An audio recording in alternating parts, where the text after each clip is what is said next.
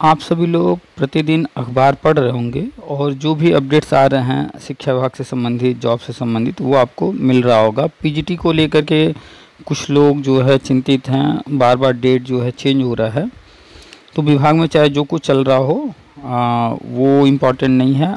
Important है कि जिस भी दिन जब भी एग्ज़ाम हो तो आप जो है एक सीट अपने लिए सिक्योर कर पाएँ, कंफर्म कर पाएँ, ये इम्पॉर्टेंट है। इसलिए आप लोग पढ़ाई पर फोकस कीजिए। डेट चेंज हो रहा है तो इसको नेगेटिव ना लीजिए, इसको पॉजिटिव लीजिए कि आपको और समय मिल गया जो है अधिक से अधिक प्रैक्टिस करने का, रिवीजन करने का। तो आप लोग करते रहिए और जो लोग धरना प्रदर्शन ये वो कर रहे हैं उनको छोड़ दीजिए, क्योंकि आप अगर इनमें उलझेंगे तो आपका समय बर्बाद होगा। उसकी जगह आप जो है फोकस कीजिए स्टडी पर। कुछ दिनों पहले पैब की रिपोर्ट आई थी और पैब की रिपोर्ट में 2 लाख पद रिक्त की बात बताई गई है और न्यूज भी आया था और कहा गया है नवंबर से मार्च के बीच में 65 हज़ार करके चरणबद्ध नियुक्ति होगी। और ये जो अखबार की कटिंग है हमने बार बार शेयर किया है। यदि आप व्हाट्सएप ग्रुप में हैं तो आपको मिला होगा, हमारे व्हाट्सएप ग्रुप में नहीं है तो सामने नंबर है, उसको सेव कर लीजिए पीके सर के नाम से और हमें मैसेज कर दीजिए और लिंक मांग लीजिए ग्रुप का, हम आपको दे देंगे, या फिर नीचे कमेंट में या डिस्क्रिप्शन में भी आपको लिंक मिल जाएगा। तो व्हाट्सएप, टेलीग्राम ग्रुप और जो भी ग्रुप बने उनसे जुड़ जाइए और अपडेट्स लेते रहिए। बात करेंगे प्राइमरी शिक्षक भर्ती की, तो ये तो कन्फर्म है कि सुपर टेट आएगा ही आएगा। कोई न कोई भर्ती भले देर हो या जितना भी समय लग जाए, लेकिन चाहे वो 50,000, 70,000, 80,000, जितना भी जितने भी पद हों, सुपर टेट होना ही है, वो कन्फर्म है। ये जो भी हाल फिलहाल में पैब की रिपोर्ट आई, रिक्त पदों का ब्यौरा दिया गया, इस पर हम बहुत समय से चर्चा कर रहे हैं। ये क्या है, क्यों है, कैसे भर्ती होगी। तो चरणबद्ध नियुक्ति, वर्षवार नियुक्ति हम लगातार डिटेल में बताते रहते हैं। अब वो चीज़ें सामने आने लगी हैं, अब आप लोग न्यूज़ में पढ़ चुके हैं, देख चुके हैं। तो वर्षवार नियुक्ति की तैयारी शुरू हो चुकी है। चरणबद्ध नियुक्ति की 2 लाख पद कहे जा रहे हैं, लेकिन हमें जो जानकारी है उस आधार पर अभी ये पद बढ़ेंगे और करीब यूपी के अंदर 4 से 6 लाख पद भरे जाने हैं आगामी 4-6 सालों में। तो चरणबद्ध नियुक्ति लगातार चलेगा, लंबा चलेगा, धीरे धीरे करके। तो चाहे आप बीएड किए हों, चाहे बीटीसी या डीएलएड, या फिर हो सकता है आप शिक्षा मित्र हों, आप सभी के लिए ये पॉजिटिव है। शिक्षा मित्र जो भी टेट या सीटेट पास हैं, उनका जैसे उत्तराखंड में हुआ था वैसे ही उत्तराखंड मॉडल यूपी में भी लागू होगा। जो भी टेट सीटेट पास हैं उनको परमानेंट किया जाएगा। तो जो भी अपडेट दिए जा रहे हैं उनको लेते रहिए और तैयारी करते रहिए। सबसे पहले जो चरणबद्ध नियुक्ति होगी वो 2011 वालों का सबसे पहले होगा। तो 2011 वाले कमर कस लें, एकदम एक एक चीज़ की तैयारी कर लें और लगातार। मेरे पास कॉल भी आ रहे हैं 2011 वालों के। आज की भी जो चर्चा है वो भी 2011 टेट की हैं मैडम। तो उनकी जो समस्याएं हैं अभी आप सुनेंगे। बहुत सारे बिंदुओं पर चर्चा हुई है। ये ज़रूरी है सुनना ये बातें, क्योंकि आप लोग भी कहीं ना कहीं कभी न कभी इस तरह की समस्याओं में फंस सकते हैं। आपके आसपास कोई हो सकता है जो इस तरह की समस्याओं में फंसा हो।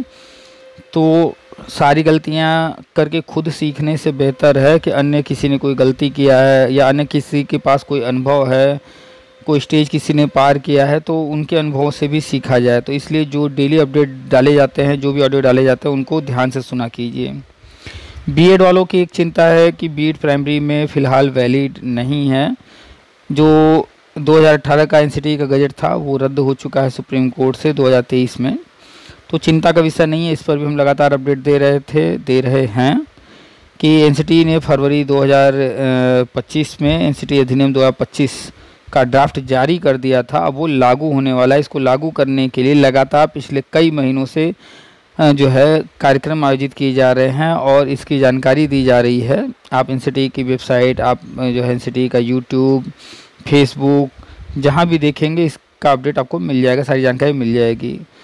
कई राज्यों में जो है इससे संबंधित कार्यक्रम हो चुके हैं। और बीएड ही रहेगा 4 साल वाला, 2 साल वाला, 1 साल वाला। अन्य सारे कोर्सेज डीएलएड, डीएड जो कुछ भी चल रहे हैं, बीटीसी, बीएसटीसी, वो सारे बंद होंगे, ये कंफर्म हो चुका है। और जो लोग पहले कर लिए हैं बीएड या जो लोग आगे भविष्य में करेंगे, ये सभी प्राइमरी शिक्षक भर्ती में मान्य रहेगा, प्री प्राइमरी में भी मान्य रहेगा, टीजीटी पीजीटी में भी मान्य रहेगा। एनसीटी अधिनियम 2025 आप पढ़ेंगे, उसमें स्पष्ट लिखा हुआ है सभी चारों लेवल पर ये मान्य रहेगा। जो वो नए लोग होंगे उनको हो सकता है भविष्य में जो बीएड करेंगे 1 साल, 2 साल, 4 साल वाला, उनको हो सकता है ब्रिज कोर्स ना करना पड़े, क्योंकि सिलेबस में थोड़ा परिवर्तन किया गया है। लेकिन जो पुराने लोग हैं वो बीएड वो भी वैलिड हो जाएगा, लेकिन उनको तो ब्रिज कोर्स करना ही पड़ेगा, और उसके लिए नए ब्रिज कोर्स भी तैयार कर दिए गए हैं। 69,000 भर्ती या अन्य कोई भर्ती में जो लोग सिलेक्ट हो चुके हैं उनके लिए भी ब्रिज कोर्स आने जा रहा है जल्द ही, तो उनको भी परेशान होने की ज़रूरत नहीं है। तो बीएड वाले पॉजिटिव रहें, बीएड वैलिड हो जाएगा। चरणबद्ध नियुक्ति और अगला सुपरटेट जो कुछ भी होगा उसमें आपको मौका ज़रूर मिलेगा। ठीक है, तो बात हो गई पीजीटी की, बात हो गई चरणबद्ध नियुक्ति की, एनसीटी अधिनियम की, शिक्षा मित्र की। और जो लोग नए हैं उनको बता दें कि इस समय एनसीटी ओटीपी आरएमएस रजिस्ट्रेशन चल रहा है। ये रजिस्ट्रेशन सबको करना है, चाहे वो कोई भी हो। टीचर ट्रेनिंग तो किया ही है, टेट सी टेट पास किया ही है, कुछ न कुछ तो किया, तो टीचर भर्ती में शामिल होने के लिए विचार कर रहा होगा, प्रयास कर रहा होगा, तो सबको ये प्राप्त करना है। जब आप लोग जा रहे हैं एनसीटी ओटीपी आरएमएस पर रजिस्ट्रेशन करने और आगे का प्रोसेस सर्टिफिकेट प्राप्त करने के लिए, तो कुछ लोगों को समस्याएं आ रही हैं। जैसे शिक्षा मित्र हैं तो इनका तो वहाँ ऑप्शन ही नहीं शो कर रहा है। कुछ लोग जम्मू यूनिवर्सिटी से किए हैं, वहाँ जम्मू यूनिवर्सिटी नहीं शो कर रहा है। बीटीसी का ऑप्शन वहाँ नहीं शो कर रहा है। तो जिनका शो कर रहा है वो लोग करें, जिनका नहीं शो कर रहा है वो लोग एक बार एनसीटी से कांटेक्ट करें, उनको मेल कर लें या फिर उनका फ़ोन नंबर उसी साइट पर पड़ा हुआ है, उनको कॉल करके उनसे कंफर्म करें क्या करना होगा, कैसे करना होगा। सर्टिफिकेट तो सभी को लेना ही है, तो प्रयास कीजिए, जैसे भी एनसीटी से कांटेक्ट कीजिए, मेल के माध्यम से या फिर कॉल करके उनसे एक बार जानकारी लीजिए। और जो लोग रजिस्ट्रेशन कर रहे हैं, तरह तरह की समस्याएँ आ रही हैं, इस पर लगातार हम अपडेट दे रहे हैं। तो जो लोग नए हैं वो पुराने ऑडियो वगैरह भी सुने, चाहे वो वर्षवार नियुक्ति की बात कर लें चरणबद्ध, या फिर शिक्षा में समायोजन की बात कर लें, या फिर एनसीटी अधिनियम 2025 की बात कर लें, या ओटीपी आरएमएस, इससे संबंधित आपको हमारे चैनल पर बहुत सारी वीडियो ऑडियो मिल जाएंगे।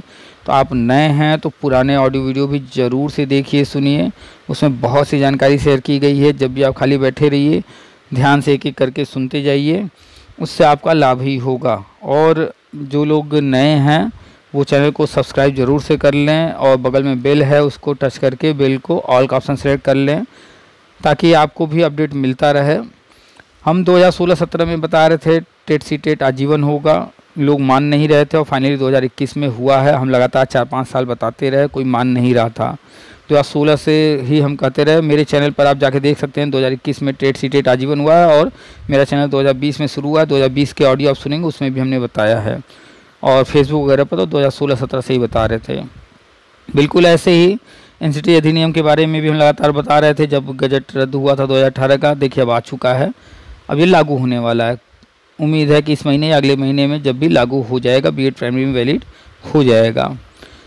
और हम लगातार चरणबद्ध नियुक्ति की बात कर रहे थे, उस पर भी कोई भरोसा नहीं कर रहा था, और अब देखिए पिछले कई सालों से जो हम बात कर रहे थे, अब अखबार में भी आ चुका है चरणबद्ध नियुक्ति का। तो जो भी बताते हैं धैर्य रखा कीजिए, वो आएगा सामने। एग्जैक्टली कब होगा, कैसे होगा, ये गवर्नमेंट ही डिक्लेयर कर सकती है। हमें जो जानकारी होती है कि अंदर विभाग में ऐसा ऐसा चल रहा है, वो हम आपको बता देते हैं। और बहुत सारी चीज़ें हैं विभाग में चलती रहती हैं, कुछ चीज़ें तुरंत होती हैं, कुछ चीज़ें समय लेती हैं। तो हम जो कुछ भी बताते हैं, ज़्यादातर चीज़ें जो है कभी न कभी सामने आती हैं, तब तक एक समय लंबा गुजर चुका होता है। तो जो हम बता रहे होते हैं जब, तो आप लोग भरोसा नहीं करते हैं, लेकिन बाद में सामने आता ही आता है। आज जिनसे बात हुई है उनका ऑडियो आप पूरा ध्यान से सुनिएगा, आपके काम का है। इसके बाद हो सकता है एक और ऑडियो डालें, एक और कॉल पर बात हुई है। ये लोग किसी न किसी यूनिवर्सिटी से हैं, खासतौर पर आगरा यूनिवर्सिटी की बात कर लें, जो कि एक बदनाम हो चुका है, काफ़ी चर्चित रहा है फर्जीवाड़ा को लेकर के। तो इसी संबंधित हैं। तो जिनसे आज बात हुई है उनके पर इनरोलमेंट नंबर नहीं है उनके सर्टिफिकेट पर, और उनका जो कॉलेज है उसमें भी थोड़ा विवाद है, लोचा है, आज एक कॉल और आया, उनका भी सेम है कि उनका कॉलेज जो है जहाँ से उन्होंने बीएड किया तो वो कॉलेज उसके बाद फिर बंद हो गया। और जिनकी आज आप चर्चा सुनेंगे तो उनका तो कॉलेज चल रहा है, बट तरह तरह की समस्याएं आ रही हैं आगे बढ़ने में, कुछ डॉक्यूमेंट्स हासिल करने में। तो ऐसे बहुत सारे लोग हैं जिस कॉलेज से किए होंगे, अगर किसी छोटे मोटे कॉलेज में चले गए हैं आप, उसका रिकॉर्ड चेक किए बिना चले गए हैं तो आपको समस्याएं फेस करनी पड़ेंगी। आपने एडमिशन के टाइम ही नहीं चेक किया। हम जब गए थे बीएड करने तो हमने जो है लिस्ट बनाया 25-50 कॉलेज का जो कि पिछले 10-20 साल से चल रहे थे। भले वहाँ पर बीएड कोर्स अभी हाल फिलहाल में आया हो, लेकिन हम अच्छे जो काफ़ी प्रसिद्ध कॉलेज थे उनका लिस्ट बनाया। और हमने जिस कॉलेज को जो हमें मिला था, हालांकि हमें पहला ही ऑप्शन जो हमने डाला था वही मिल गया था, तो वो था जिंदल ग्रुप का। आपने नाम सुना होगा, जिंदल ग्रुप काफ़ी बड़ा ग्रुप है, बहुत सारी चीज़ें इनकी हैं। तो उनके कॉलेज से किया। तो एक अच्छे कॉलेज जब आप कोई चीज़ करते हैं तो आपका भविष्य सुरक्षित रहता है। तो जो गलतियां आपने किया है भविष्य में वो गलतियां और कोई ना करे या आपसे दोबारा ना हो, इसका ध्यान रखिएगा। अब तो हालांकि हर चीज़ ऑनलाइन होती जा रहा है, लेकिन फर्जी करने वाले बहुत सारे लोग करते ही रहते हैं। खैर, तो आज जिनकी चर्चा है उनका जो है 8-9 सेशन रहा है और उनका जो है सर्टिफिकेट तो मिला, मार्कशीट, लेकिन उस पर एनरोलमेंट नंबर नहीं है और बहुत सारी और भी समस्याओं पर चर्चा हुई है। तो पूरा शुरू से अंत तक सुनिएगा। ये पुराने हमारी जो है सब्सक्राइबर हैं, पहले भी बात हुई है इनसे और ये जो है सारे न्यूज़ वगैरह अपडेट लेती रहती हैं।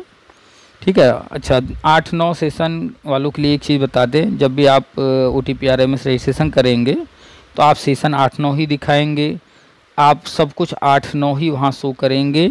वहाँ पर भले आपका 9-10 में क्लास चला हो, रिजल्ट 11 मिला हो, क्योंकि 11 हमने जो है 9-10 दिखाया, 11 दिखाया, ये सब चीज़ें हमने दिखाया तो हमारा डिसअप्रूव हो गया था।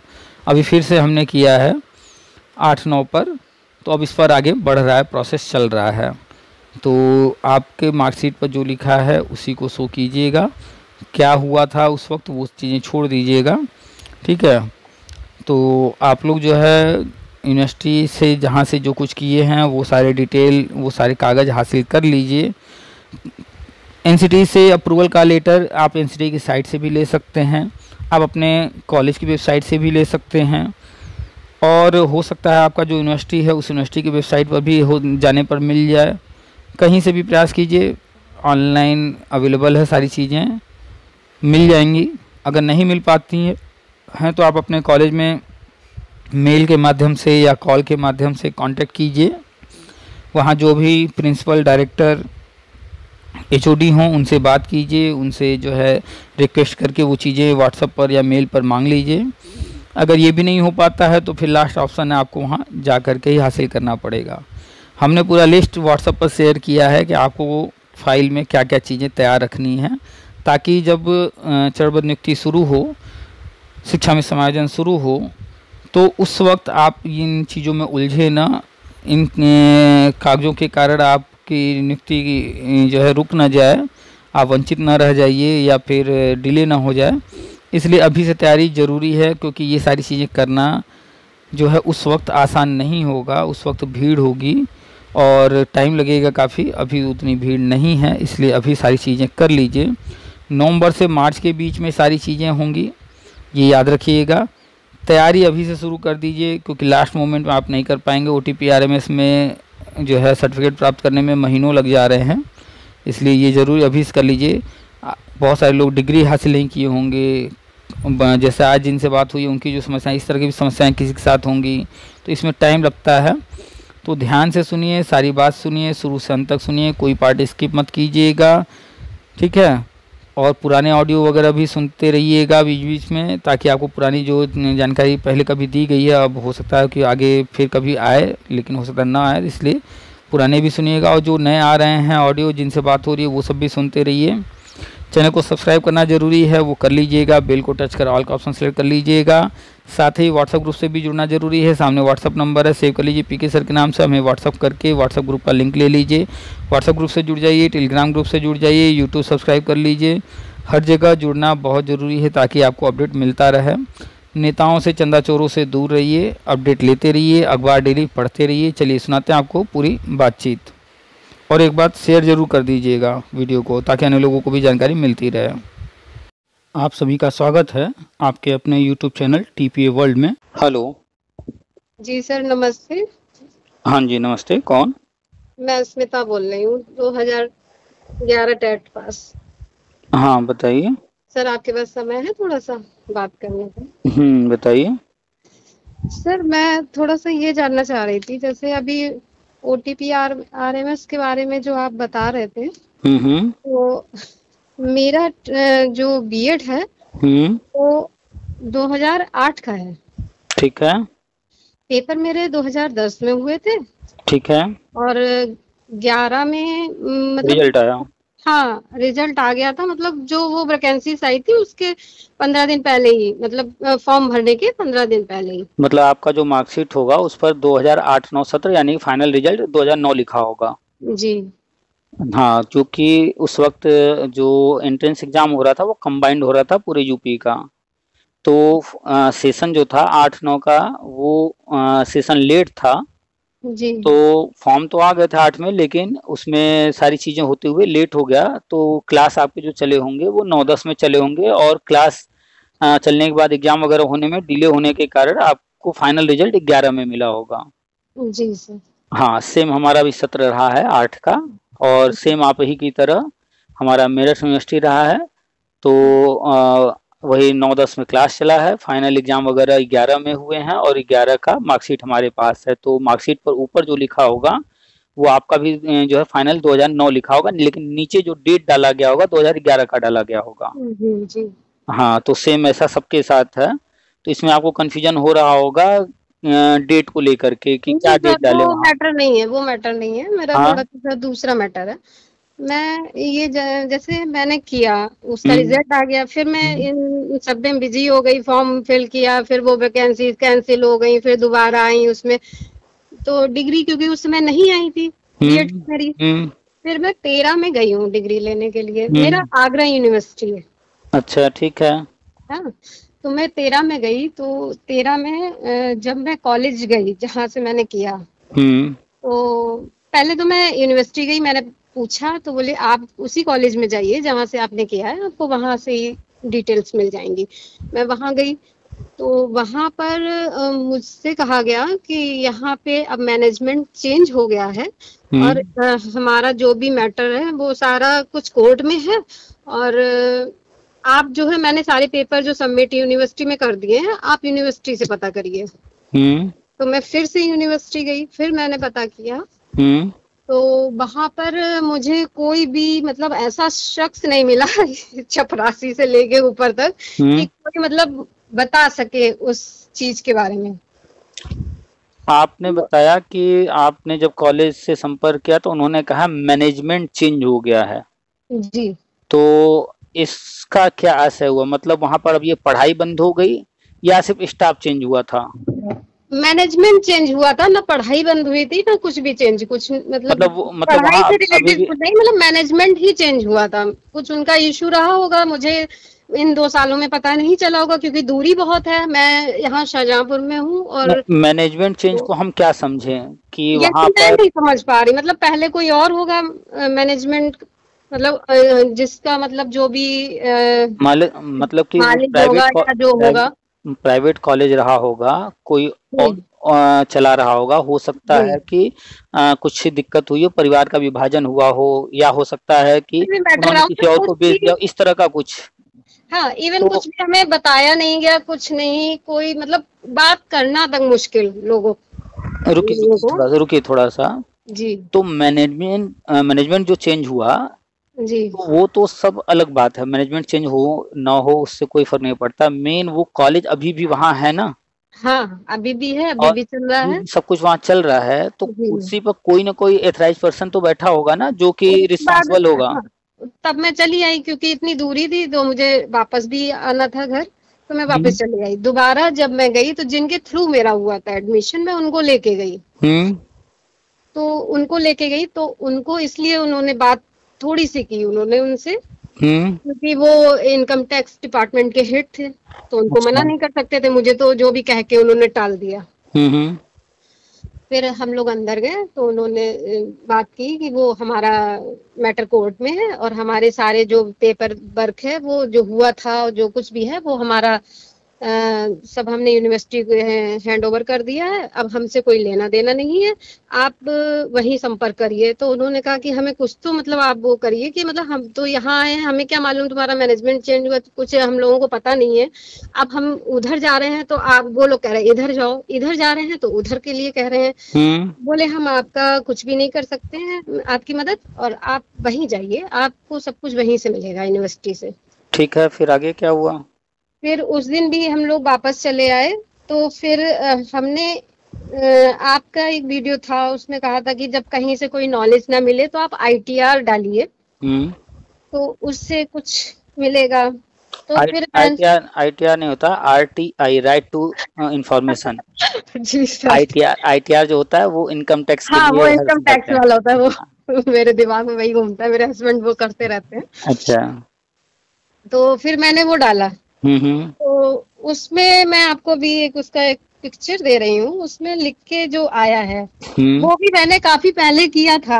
हम्म। तो अब उसमें कुछ और ही आ रहा है। अच्छा, एक मिनट, थोड़ा सा यहाँ पर कुछ चीजें और हम आपसे कंफर्म करेंगे जी। कि जैसा उन्होंने कहा कि हमारा मैटर कोर्ट में है, तो किस तरह का मैटर है, कुछ जानकारी मिला? वो सब अभी इसमें मैं आपको अभी सेंड कर रही हूँ, उसमें आप देख लीजिए। अच्छा, क्योंकि बहुत सारे जो है बीएड वगैरह के कॉलेज जो है फर्जी सर्टिफिकेट बांट रहे थे, वो मान्यता भी नहीं लिए थे और चला रहे थे, इस तरह की भी चीजें हुई थी। तो ऐसा तो नहीं कहीं आपका जो कॉलेज था वो इस तरह के किसी लिस्ट में था? सर उस समय जिनके थ्रू मेरे हुआ था तो वो उनके कोई जान पहचान के थे, उन्होंने ये मुझे मतलब कहा था कि ये मतलब काफी टाइम से बीएड करा रहा है कॉलेज, और ये जो है पहले से ही इसकी मान्यता प्राप्त है, तो घबराने की जरूरत नहीं है, क्योंकि इससे पहले मेरा एक जगह हो चुका था, वहां से बड़ी मुश्किल से मैंने पैसे अपने निकलवा पाए थे। अच्छा। और वो भी आगरा का ही मैटर था।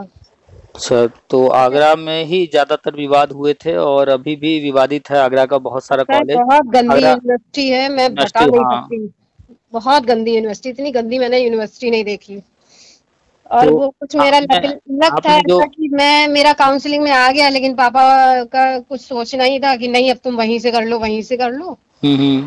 तो अब क्योंकि बोल नहीं सकते थे तो फिर करना पड़ा। अच्छा, एक मिनट, अब अभी आपने हमें एक व्हाट्सअप किया है, ये है जी। एनसीटी से जो अप्रूवल मिला था कॉलेज को, हाँ। वो है। और इस पर एक ऊपर डेट डला हुआ 8 नवंबर 2020, जी। और इसमें लिखा हुआ कब आपके कॉलेज को अप्रूवल मिला है? सर आपने इसमें 2008 में ऊपर किया का है? मैटर कुछ और ही है, इसमें मतलब ये कहा गया है कि 20-21 की मान्यता विद्यार्थियों को दी जा रही है अनुमति की, और 21-22 की नहीं मिलेगी, मतलब ये इसमें कुछ और ही मैटर दे नहीं दिया है, नहीं, मैंने आप जो पूछा आपने उनसे। अगर आपने जी। अगर एडमिशन लिया है 2008 में, हाँ, तो मेरा अब, पुराना मैटर है। हाँ, आपको नए लेटर से कोई लेना देना नहीं है, बाद में क्या हो रहा है वहां पर वो नहीं। सर आपको ये देखना है कि जब आपने बीएड किया उस कॉलेज से, उससे पहले एनसीटी से अप्रूवल इनको मिला था या नहीं मिला था? सर मैंने सब कुछ डाल के उनको दिया था, लेकिन मुझे कोई रिस्पांस किसी भी तरीके का नहीं मिल रहा है कहीं से भी। अच्छा। अब मैं वापस जाना चाह रही हूँ वहां पे, हम्म। तो, क्योंकि आज दिन तक मेरी डिग्री नहीं मिली मुझे। तो आपने जो आरटीआई डाला था, उनसे जो जानकारी मांगी थी, उसकी कॉपी है आपके पास? हाँ सर, मैंने जो उनको भेजा था हम्म। तो कुछ पेपर है मेरे पास। आरटीआई में आपने जो जो सवाल किए हैं उसकी कॉपी, और उधर से क्या जवाब मिला है उसकी कॉपी, आप वो दोनों भी सेंड कीजिए तो उसको देखा जाए उसमें आपने क्या पूछा, उन्होंने क्या जवाब दिया है। जी सर। सर मैं भेज रही, एक मिनट। Yes sir. मैंने उनको सारा अपना मैटर समझा दिया सब कुछ, लेकिन कुछ नहीं, पता नहीं क्या, कोई हमें जवाब नहीं किसी तरीके का मिला है, कुछ भी नहीं। देखिए, कोई भी काम करना हो कभी भी बाद में जितना हम भाग दौड़ जांच पड़ताल करेंगे, उससे बेहतर है कोई काम करने से पहले ही जांच पड़ताल कर लिया जाए। तो एडमिशन जब आप ले रही थी, आपने जैसा बताया कि एक बार और कहीं पर कुछ हुआ था आपके साथ, जी। तब तो आप तो दूध की जली हुई थी, तो फिर अगला कदम आपको फूक फूक कर, यानी छाछ भी फूक कर पीना था। तो इस कॉलेज के बारे में, मान्यता के बारे में, हर चीज़ के बारे में बहुत अच्छे से जानकारी, और जैसे ही एडमिशन ली तो फिर अप्रूवल लेटर वगैरह उसी वक्त सर उनसे मांगना जब चाहिए बड़े था। बीच में होते हैं ना तो फिर छोटे बीच में बोलते रहे, कोई फर्क नहीं पड़ता। हाँ, बीच में जब कोई होता है, चाहे वो बड़ा हो, चाहे छोटा हो, चाहे बीच में कोई भी हो, घर का हो, बाहर का हो, तो फिर थोड़ा-सा हम लोग क्या होता है कि उनके ऊपर डिपेंड हो जाते हैं या संकोच करने डिपेंड लगते नहीं हैं। सर, डिपेंड नहीं, मतलब ये है कि कुछ ज्यादा ही लिहाज हो जाता है, हाँ, लिहाज में वो इसको कुछ संकोच ज्यादा ही हो बोलेंगे। जाता है, तो हम लिहाज के चक्कर में संकोच क्रॉस ज़्यादा कर क्वेश्चन लेते नहीं हैं। कर सकते हैं। तो लिहाज के ये चक्कर बात में है। संकोच करने लगते हैं, तो फिर कोई चीज़ जो है खोज विनोद करते नहीं, पूछते नहीं, कन्फर्म करते नहीं, अब फिर बाद में समस्या बनती है। तो अब अभी आपने जो है 2-3 इमेज भेजे हैं, जी जी। इसमें आपका आरटीआई कहाँ है? मैंने जितने पेपर उनको दे दिए हैं सब कुछ उसमें लिख के दे दिया कि ऐसे ऐसे मेरी। आरटीआई जो होता है, तो उसमें दिखाया जाता है कि आरटीआई एक्ट जो है इतना के तहत हम आपसे इन सवालों की जो है जानकारी, इस तरह की जानकारी चाहते हैं। फिर उसके बाद नीचे आपका जो सवाल होता है वो सब लिखा जाता है। तो आरटीआई आपने किससे लिखवाया था? ये मेरे हस्बैंड ने किया था। अच्छा, तो आपने बताया कि वो इनकम टैक्स से संबंधित हैं, तो उनको तो होगी अच्छी जानकारी इसकी। हाँ हाँ, ये देखिए सर। चलिए, आपने जो जो भेजा अभी हम एक बार आराम से बाद में पढ़ लेंगे, कुछ से क्लियर है, कुछ चीजें धुंधली हैं। जी। ठीक है। तो नहीं, क्लियर इमेज नहीं आ रहा क्या? क्लियर तो है, कुछ कुछ जो है धुंधले हैं। एक मिनट, एक। आरटीआई ऑनलाइन आपने डाला था? जी जी। अच्छा। ये सब कुछ मेरे हस्बैंड ने ही किया था। तो हम्म। किसका इमेज सर धुंधला आया है? अभी आप तुरंत पिक लेकर के दे रही हैं या पहले से आपने ले करके रखा हुआ है?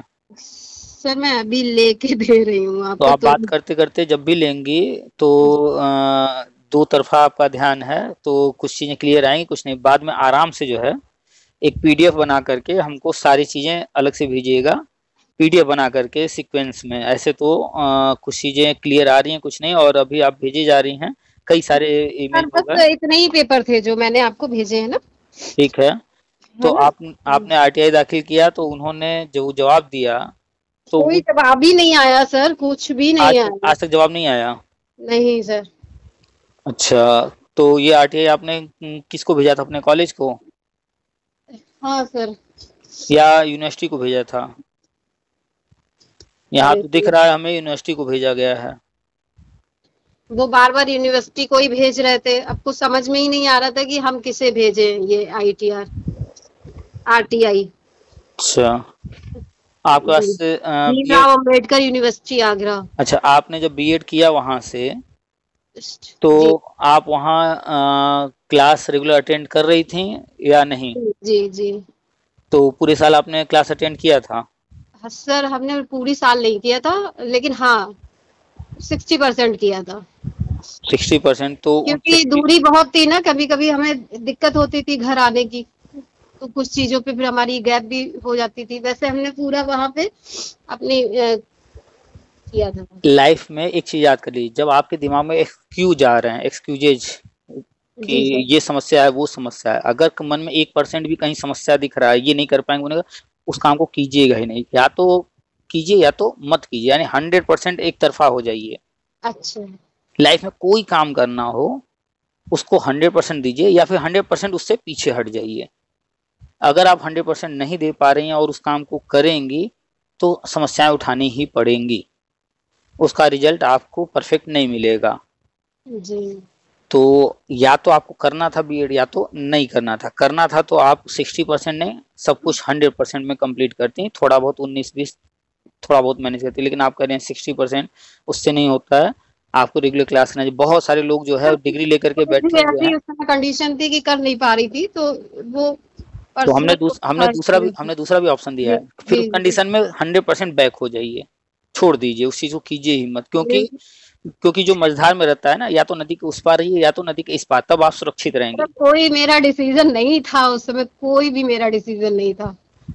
बात अभी आप समझिए चाहे कैसे। जो कहिए वो सब हाँ, वो एक्सक्यूज में आएंगे। एक्सक्यूज में ही आएंगे, मुझे मालूम है, क्योंकि अब क्या हम कुछ किसी को भी दोष नहीं दे सकते उसके लिए। कोई भी चीज डिसीजन ले करके ही करना होता है। और हमने अभी बताया कि नदी के या तो उस पार आप सुरक्षित रह सकती हैं, या हाँ तो हाँ नदी के इस पार सुरक्षित रह सकती हैं। लेकिन अगर कोई व्यक्ति नदी के बीच में रहना चाहेगा तो कब जो है तेज धारा आएगी और बहा कर लेके जाएगी, डुबो देगी, कुछ कंफर्म नहीं। इस बात को समझ रही है ना? हाँ हाँ हाँ, नदी उस पार आप हैं, नदी के बाहर हैं, अगर पानी बढ़ गया तो भी आपके पास ऑप्शन है, आप और दूर जा सकते हैं, इस पार हैं तो भी। लेकिन बीच में जो रहेगा तो फिर वो कभी भी उसके साथ कुछ भी हो सकता है। खैर, तो आपने जो बीएड किया, आपको मार्कशीट मिल गई। जी। मार्कशीट मिली तो आपने उस प्रोविजनल भी मिला मुझे साथ में। प्रोविजनल कहाँ तो से मिला आपको? वही कॉलेज का प्रोविजनल भी मिला मुझे। वो है आपके पास इस वो वक्त? मैंने, हाँ, पुराना 2 प्रोविजनल है मेरे पास में, प्रोविजनल मेरे पास आ गया था, लेकिन प्रोविजनल मुझे आज दिन सर्टिफिकेट तक डिग्री नहीं मिल पा रही। प्रोविजनल सर्टिफिकेट कॉलेज ने कैसे दे दिया आपको? कॉलेज में यूनिवर्सिटी से निकलवाया। अच्छा, यूनिवर्सिटी से निकलवाई हैं, हाँ वही तो जी कंफर्म करना था। जी तो जी। यूनिवर्सिटी से आपने जब प्रोविजनल निकलवाया तो आपके पास मार्कशीट है, अब जाइए उसी के बिहाफ जो है वहाँ डिग्री के लिए अप्लाई कीजिए ना यूनिवर्सिटी। तो सब कुछ कागज दे दिए हैं, लेकिन कोई सुन ही नहीं रहा। 2-3 बार मैं अपनी फीस भी जमा कर चुकी हूँ, वो रसीद तो वहाँ जब वापस यूनिवर्सिटी गए तो बाबू वगैरह से मिल करके? सबसे मिल लिए, कोई बात ही नहीं करता है।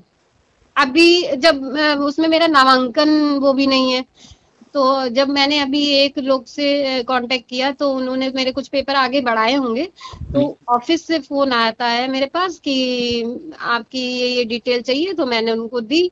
हम्म। तो फिर उन्होंने बोले मैं आपको बाद में फोन करूंगा। ऑफिस से ये जब बात, कॉल आया तो ये कब की जी, बात है? ये 2020 की बात है। 2020 में आपके पास कॉल आया? हाँ, तो उस फिर उस 2020 में जब समय कॉल मैंने आया। दोबारा से गई आई फिर से अपनी कोशिश की निकलवाने की। हम्म तो फिर 20 में आया तो फिर मैंने वो नंबर सेव कर लिया। वो नंबर सेव किया तो ऐसे ही जब मेरी जिन सर को मैंने दिए थे अपने पेपर, हम्म जब फिर कोई रिप्लाई नहीं आया तो मैंने फिर कॉल किया तो उन्होंने मेरा फोन नहीं उठाया। तो जो ऑफिस का नंबर था वहां से फिर मैंने वो वाला नंबर सेव कर रखा था, मैंने हम्म उसको किया। तो वो मुझसे कहते हैं कि ये नंबर आपको कैसे मिला? तो मैंने कहा आपने ही मुझे कॉल किया था सर, तो मैंने आपको कॉल किया है, मैं हम्म ये बोल रही हूँ और ऐसे ऐसे आपने मुझे कॉल किया था। हम्म तो तब मैंने कहा सर आप उस ऑफिस में किस पोस्ट पे हैं, कौन है, आप हम्म मुझे अपने बारे में बताइए। हम्म। तो वहाँ उन्होंने फिर अपनी डिटेल दी कि मैं वीरेंद्र पुनिया बोल रहा हूँ और मैं नामांकन प्रभारी हूँ। अच्छा, तो मतलब कंफर्म हो गया ना कि वो जेन्युइन पर्सन थे? हाँ, तो मैंने उनको बोला कि सर मेरे इसमें बीएड की डिग्री मेरी नहीं निकल पा रही है हम्म और पेपर मेरे सारे सबमिट हैं और ऐसे ऐसे मैंने आगे प्रोसेस किया है और मेरा नामांकन संख्या भी नहीं है। हम्म। तो वो कह रहे थे बेटा आप एक बार यहाँ आके फिर मुझसे मिलो। अब मेरी दिक्कत ये है कि बीच में कोई और पड़ा है, अब हम उनसे भी मिले, अब मेरी समझ में रुकिए ही रुकिए नहीं आ रुकिए रहा। रुकिए रुकिए। जी बीच में जो भी था जी उस व्यक्ति को एकदम छोड़ दीजिए साइड में, क्योंकि आपके फ्यूचर, आपके करियर की बात है। ठीक है? सर बेटा, लेकिन वो जो माइग्रेशन है ना, दोबारा भी मैंने निकलवाया तो वो उन्हीं के पास। अब मैं अब रुकिए जी रुकिए रुकिए। देखिए, जैसा आपने अभी बताया कि वहां आपका नामांकन नहीं है, जी तो आपको ये करना है कि आपने इस बीएड को करने से पहले जहां भी पढ़ाई किया होगा वहां से माइग्रेशन निकलवा करके आपने उनको दिया रहा होगा पहले। जी, पहले मैंने सारे पेपर दिए थे उनको निकलवा के, तो वो मेरा वहां सबमिट था, लेकिन जब मेरी मार्कशीट आई तो हम्म। मैंने देखा कि इसमें नामांकन संख्या भी नहीं है मेरी। तो मार्कशीट पर जब नामांकन संख्या नहीं था तो आपके माइंड में सिर्फ एक चीज आना चाहिए था, वो 100% कंफर्म हो जाना चाहिए था कि मेरा माइग्रेशन वहां सबमिट नहीं हुआ है। एनरोलमेंट नंबर न आने का सिर्फ एक रीजन होता है कि आपका माइग्रेशन वहां सबमिट नहीं है। जब तक वो कंफर्म नहीं होंगे कि आप इससे पहले जो पढ़ाई की हैं वहां से आपने जो है माइग्रेशन सर्टिफिकेट ले करके उनको दे दिया, जब तक वो इस चीज से कंफर्म नहीं हो जाता तब तक आपको एनरोलमेंट नंबर इशू नहीं करते हैं। तो आपको सर्टिफिकेट देखते ही सेम मैटर मेरे साथ भी हुआ था, इसलिए हम बोल रहे हैं कि जिस दिन हमारा बीएड का रिजल्ट आया, हम कंप्यूटर पर खोल करके चेक किए, अपना ही नहीं अपने साथ जितने भी क्लासमेट थे सबका हमने चेक किया था। तो हमारी नजर एक चीज पर गई कि सबके पर एनरोलमेंट नंबर लिखा है, मेरे पर एनरोलमेंट नंबर नहीं है। तो हम भी उस वक्त अनजान थे इन चीजों से, लेकिन मेरी एक आदत है हर चीज को बड़ी बारीकी से देखने का। तो उसी दिन जिस दिन रिजल्ट आउट हुआ और हमने कंप्यूटर पर चेक किया, सबके पर एनरोलमेंट नंबर दिख रहा है, मेरे पर नहीं, तो हम कंफर्म हो गए कि कुछ तो दिक्कत है। तो हमने इसके बारे में कांटेक्ट करना शुरू किया, जानकारी कलेक्ट करना शुरू किया, क्योंकि हम रहने वाले बनारस, हमारा यूनिवर्सिटी है मेरठ, दोनों दूरी जो है काफी लंबी है और आना जाना इजी नहीं है। तो हम चाहते थे कि इससे संबंधित अब किसी भी काम के लिए हमें जाना हो तो फिर ऐसा ना हो कि कल को वो कह दें ये चीज चाहिए और हमें फिर वापस भाग के आना पड़े। तो अब हम जब जाना चाहते थे कि जो है कोई वहाँ दिक्कत है तो जाएं, तो पहले से ही तैयार होकर जाए। तो माइग्रेशन हमने सबमिट किया था, अपने हाथ से हमने किया था अपने कॉलेज में, लेकिन मेरा कॉलेज वालों से थोड़ा पंगा एक बार हो गया था, वो भी खास एचओडी से। तो उन्होंने अपना खुन्नस निकाला था, उन्होंने कुछ चीजें मेरे पेपर गायब कर दी थे। कुछ मतलब जब हम यूनिवर्सिटी गए तो उन्होंने दिखाया कि आपके फाइल में सिर्फ एक पेज रख करके आया है और बाकी लोगों का फाइल देखिए कम से कम 40-50 पेज हैं। इस एक पेज की वजह से आप एग्जाम दे पाए हैं, अदरवाइज आपको एग्जाम भी देने से रोक दिया जाता। मेरे साथ इतना किया गया था। तो फिर हमने उसी वक्त कहा सर आपको क्या क्या चाहिए, तो वो बताया हमको, सर हम सब कुछ लेकर के आए। तो हम जानते थे वो मांगेंगे ही। तो आप अब उन जिसको जो दी थी, जहाँ जो कुछ हुआ उस कहानी को वहीं छोड़िए, आप जाइए पहले जैसे भी करके जहाँ से माइग्रेशन आपने निकलवाया था, जो पहले पढ़ाई की होंगी बीए में जहाँ से। डुप्लीकेट में निकलवा चुकी हूँ, क्या फिर निकल सकता है? बिल्कुल निकल सकता है। आप एक लिखित देंगी कि जो है हमें इसकी आवश्यकता है, और हम इस अगर वो कहेंगे कि नहीं आप तो निकलवा चुकी हैं, तो फिर आप उनसे कहिएगा सर हमें फिर निकलवाना है, कहिए तो हम लिख करके देते हैं, वो मेरे पास नहीं है, निकलवाए जरूर थे, वो मिस हो गया, खो गया है। तो ये बात भी आप हो सकता है आपसे लिखित में वो ले लें। सर वो मिस होने वाला ही तो मैटर हो जाता है, फिर वो पुलिस में वो सब लिखवाना पड़ता है, वो सब करवाना पड़ता है ना वो सब। तो एक बार अगर वो लिखित से मानने को तैयार हैं तब तो फिर काम आगे बढ़ जाएगा। अगर वो लिखित मानने को नहीं तैयार होंगे तो फिर आपको आकर के एक कंप्लेन थाने में देना होगा, उसकी एक कॉपी लेनी होगी।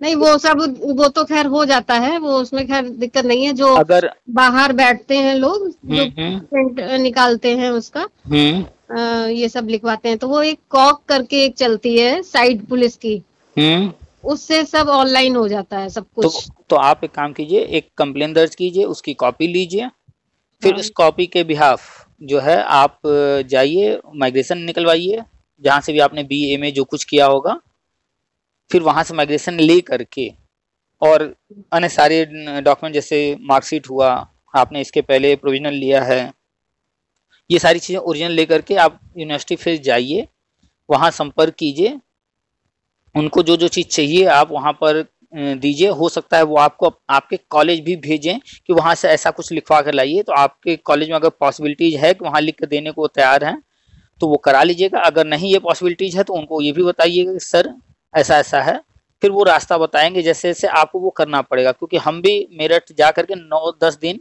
वहां रह करके भाग दौड़ करके ये सारा किए थे, क्योंकि मेरा कॉलेज वही पास में ही था। हमारा जो था वो गाजियाबाद ग्रेटर नोएडा के करीब में था। तो कई दिन हम भाग दौड़ करके वहाँ 9-10 दिन रह करके सारा काम कराए थे। तो आपको ये सब करना पड़ेगा क्योंकि डिग्री आपको हर हाल में चाहिए। मैंने अपना माइग्रेशन कॉलेज में इसलिए नहीं दिया था क्योंकि वो लोग तो बात ही नहीं कर रहे थे और मैनेजमेंट चेंज हो चुका था। तो अब आपको वहाँ मेरा माइग्रेशन देने का कोई मतलब ही नहीं हो रहा था जब बात ही नहीं कर रहे थे। देना है कॉलेज में कुछ नहीं देना, आपको जो भी कराना है आपका सारा काम यूनिवर्सिटी से ही होगा जी। हो सकता है कोई कागज वो कह दें कि ये चीज लिखवा कर लाइए कॉलेज से, या ये कागज लेकर के आइए कॉलेज से, हो सकता है ऐसा कुछ कहें। हाँ, अभी आपने जो वो बता रहे थे अभी कल परसों में जो मैंने एक वीडियो सुना उसमें वो कह रहे थे कॉलेज से लिखवा के लाइए कि आपने इस कॉलेज से किया है कि नहीं किया है। तो वो उस मैटर पे भी पूछना था कि क्या वो मुझे लिख के देंगे, क्योंकि जब वो बात ही नहीं कर रहे हैं सही से तो अभी नहीं कर रहे थे, मैनेजमेंट चेंज हो चुका है, हमें कोई मतलब नहीं है ये वो। एक मिनट पहले तो आपको किन किन चीजों की आवश्यकता है एक लिस्ट बनाइए, कि जैसा आपने बताया अभी कि पहला क्या चाहिए आपको, डिग्री। सबसे पहले डिग्री, नामांकन संख्या और रुके डिग्री, ठीक है। डिग्री के लिए क्या क्या चीजें हम लोग डिस्कस कर रहे हैं वो एक अलग पेज पर पूरी कहानी होगी कि हमें जो है नामांकन संख्या नहीं मिला है, इसके लिए ये चीज हमें करनी है। दूसरा पॉइंट क्या चाहिए, तो आपने जिस कॉलेज से किया है एनसीटी से उसको मान्यता मिली है नहीं मिली है, इसका जो है लेटर, वो आपने 2008 में किया तो 2008 से पहले ही मिला होगा। तीसरा आपको आपके कॉलेज से एक वो बोनाफाइड लिखवा करके लेना है। 3 चीजें, तो 3 के लिए 3 पेज बनाइए, उसमें फिर आपको जो भी करना होगा डिटेल में वो लिखते जाइएगा, मिक्स मत कीजिए सबको। अभी आप बात कर रही थी डिग्री का, बीच में ये आ गया, तो ये अलग कहानी है, वो अलग कहानी है। सबसे बड़ी समस्या आपकी मेन ये है कि पहले डिग्री आपके हाथ में आए। हाँ। तो डिग्री जब आप लेने जाएंगी तो कॉलेज से अन्य चीजें तो आप जब जाना होगा तो ले लेंगी। हम बात कर रहे हैं सिर्फ अभी डिग्री के बारे में कि आपको डिग्री कैसे मिलेगा, आपका नामांकन संख्या उस पर नहीं है, वो कैसे आपको इशू होगा। ठीक है, तो हम जब गए थे अपने यूनिवर्सिटी तो वहां पर हमने सब कुछ उनको दे दिया, लेकिन फिर भी एक आध चीज उन्होंने, कुछ हमें याद नहीं आ रहा इस वक्त, कुछ चीज उन्होंने मांगा था कि ये लिखवा करके लाना होगा या ये चीज चाहिए, तो हमें कॉलेज जाना पड़ा था। तो हम कॉलेज गए, वहां से लिखवा करके लेकर के आए। तो मेरा कॉलेज तो ऐसा कोई लफड़ा था नहीं, तो हमें तो आसानी से मिल गया। हम जो चीज गए कॉलेज से मांगे तो वहां से हमें मिल गया। लेकिन आपके साथ एक प्रॉब्लम ये भी है कि कॉलेज वाले कुछ देने को तैयार नहीं है, तो ये बात आपको वहां रखना पड़ेगा यूनिवर्सिटी में कि ऐसा ऐसा है, हम वहां पर जा चुके हैं इन चीजों के लिए। वो वहां से सीधे कहते हैं कि हमारा केस चल रहा है, ऐसा ऐसा है। वो सारी बात उनको बता दीजिएगा कि ये अब नहीं हम ला पाएंगे, या एक बार हम ट्राई कर लेते हैं, फिर एक बार ट्राई कर लीजिएगा। लेकिन आपको भाग दौड़ तो अब करना ही पड़ेगा, बैठे बैठे काम नहीं हो पाएगा आपका। जी सर। और आप मैं ये 2-3 बार वैसे ही जा चुकी हूँ, बस वही है कि सही आदमी नहीं दिख रहा वहां पे, किससे मैं कांटेक्ट करूँ। वहां पता नहीं, आज सब कहते हैं रुपए दे लेके हो जाएगा, अभी तो वो भी नहीं दिख रहा वहां। हम बता रहे हैं, देखिए पहला तो सबसे सही आदमी जो है जो इस काम के लिए, वो आप हैं, कि सारा काम आपको, भले किसी के साथ जाइए या जो भी, लेकिन आपको वहां प्रेजेंट रहना पड़ेगा। ठीक है। दूसरा, आप वहां जाएंगी तो यूनिवर्सिटी में जहां डिग्री इशू होता है, जहां पर फाइलें अंदर होती हैं, जो भी उसका इंचार्ज होगा, छोटा मोटा बाबू बाबू की बात नहीं कर रहे हैं, बात करने को, जाकर के संपर्क करने को अलग बात है, उनसे जानकारी लीजिए, फिर वो बताएंगे कहाँ किसके पास जाना है। आपको पहुंचना है ऐसे पर्सन के पास वहां पर जो पावर में हो, एथराइज हो, जो सही सही आपको हर चीज क्लियर कर सके कि ये दिक्कत है हमारी। ठीक है। अब चाहे आप, हो सकता है जाने के बाद डायरेक्टली वहां तक पहुंच जाए, या हो सकता है आप वहां जाने के बाद किसी और के माध्यम से एक व्यक्ति के पास जाए, वो किसी को बताए, फिर वो वहां जाने पर वो किसी को बताए, ऐसे करके डायरेक्ट तो किसी अधिकारी के पास कोई नहीं पहुंच सकता है, किसी के नहीं थ्रू पहुंच सकती हैं आप। जो है चाहे तो कुलपति के पास भी डायरेक्ट जा सकती हैं अपनी बात लेकर के, ऐसी कोई बात नहीं है। हाँ, बस ये है कि आप डायरेक्ट वहाँ का जो सिस्टम है वो पूरा नहीं जानती हैं, तो आप कैसे जानेंगी, तो किसी न किसी से तो वहाँ पूछना पड़ेगा ना। तो पूछते पूछते आप जो है जाइए, वहाँ जानकारी कीजिए, और जब भी जाइएगा अगर आपके घर से दूरी है तो ये प्लान करके जाइएगा कि वहां पर किसी कारण से अगर स्टे करना पड़े तो हम स्टे कर लेंगे, और वो तुरंत आपकी बात नहीं सुनेंगे। हमें 9-10 दिन वहां रुकना पड़ा था। हम 9 दिन करीब एक धर्मशाला में वहां रुके थे। इत्तेफाक से हम भी थे, एक और वहां पर कैंडिडेट गया हुआ था किसी और, वो शायद लखनऊ का था, उसका सारा डॉक्यूमेंट कहीं गिर गया था, खो गया था, तो वो डुप्लीकेट सब निकलवा रहा था। और हम लोग जब गए थे उस वक्त एग्जाम का टाइम था, तो सुन ही नहीं रहे थे। तो हम लोग क्या करते थे, अब और कोई काम तो था नहीं, हम लोगों ने डिसाइड किया था कि हम लोग काम कराए बिना यहाँ से जाएंगे नहीं। तो हम लोग रोज सुबह उठते, नहाते होते, नाश्ता पानी करते, और फिर जा करके ऑफिस खुलने के टाइम पर वहां खड़े हो जाते उनके सामने। ऑफिस और कोई काम था नहीं, दिन भर उन्हीं के सामने। वो अंदर जाने पर बातचीत की, जितना देर सुने तो ठीक, नहीं तो फिर गेट के बाहर खड़े रहते उनके सामने ही, कि कितने दिन तक ये नहीं सुनेंगे। तो इस तरीके से 8-9 दिन हम लोगों ने वहां पर एक तरह से अनशन किया था। तब जाके बात सुनी गई, हमारी फाइल खोज के निकाली गई, तब उन्होंने देखा कि ये दिक्कत है, आपका ये कागज नहीं आया है, फिर उन्होंने बताया, भाग दौड़ करके फिर हम लोगों ने अपना अपना काम करवाया था। तो ये आसान नहीं है, परेशान होना पड़ेगा और इसके लिए लगना पड़ेगा, आपको डिसाइड करके जाना पड़ेगा। परेशान तो बोलूंगी, कोई दिक्कत नहीं है, क्योंकि अभी जून चल रहा है ना, मेरे बच्चे की छुट्टी है, तो कोई स्टे लेने में दिक्कत नहीं होगी, क्योंकि अभी मैं फ्री हूँ बच्चे की तरफ से। तो आप वहां पर अभी अगर मैं आराम से 15 दिन बाहर रुक के परेशान हो लूं तो वो आगे के लिए मेरे लिए फायदेमंद हो जाएगा। छुट्टियों में वहां जाने पर आपको बहुत परेशान होना पड़ेगा, क्योंकि छुट्टियों में कोई सुनवाई नहीं होती है सर। जून की अब ये 15 तारीख से तो फिर सब कुछ ऑफिशियल सब काम होने लगते हैं ना। हम जब गए थे तो एग्जाम का टाइम चल रहा था, इसलिए वो सुनने को तैयार नहीं थे। तो अन्य लोगों से संपर्क करने में बताया कि भाई एग्जाम टाइम है, एग्जाम से रिलेटेड सारी चीजें चल रही हैं, जो लेटेस्ट सेशन चल रहा है उससे संबंधित, पुराना कोई कुछ सुनेगा नहीं जल्दी। और वही हुआ भी था, हम लोग को कई दिनों तक जो है वहाँ एक तरह से कह सकते हैं अनशन के रूप में करना पड़ा था। खैर, तो आप हमारा जहाँ तक अनुमान है, आप जाना चाहें जा सकती हैं। आपको ऐसा टाइम चुनना चाहिए जब सब कुछ नॉर्मल चल रहा होता है, यानी कि जुलाई अगस्त या उसके आगे का कोई समय, ताकि जो है सारे लोग हर समय वहाँ अवेलेबल मिल जाएं और सारी चीज़ें हो जाएं। ट्राई करना चाहें आप अभी भी कर सकते हैं, लेकिन अभी कोई बहुत जल्दी तो है नहीं कि अभी तुरंत जरूरत है डिग्री की। नहीं, वो उसी के लिए है और हाँ, तो किसके अभी लिए उसमें है तो। थोड़ा टाइम है। तो मेरे ख्याल से गर्मी भी काफ़ी पड़ रही है, और आपको इस वक्त जाएंगी तो वहाँ पर जैसे अभी बीएड का एग्ज़ाम हुआ है एंट्रेंस का, इससे संबंधित चीज़ें चल रही होंगी, जो पुराने वाले एग्ज़ाम वगैरह हुए होंगे उससे संबंधित चीज़ें चल रही होंगी। तो ये समय उचित नहीं हो, क्योंकि हम लोग भी इसी समय गए थे, तो इस वजह से हम लोग झेले थे। ये गर्मी का ही टाइम था, एग्जैक्टली नहीं याद है कौन सा महीना।